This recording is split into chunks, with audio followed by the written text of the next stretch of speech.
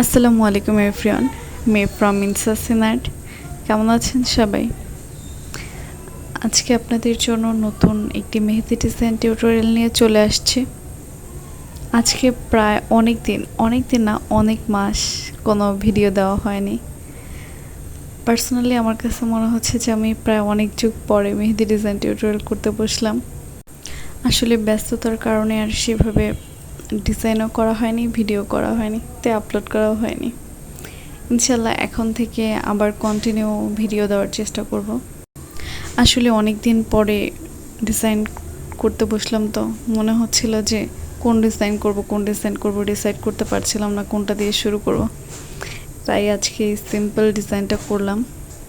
আপনারা দেখতেই পাচ্ছেন, ফার্স্টে আমি ফ্লাওয়ার দিছি, আর এই ফ্লাওয়ার তো সবার খুবই পরিচিত, সব ডিজাইনেই ফ্লাওয়ারটা ব্যবহার হয়।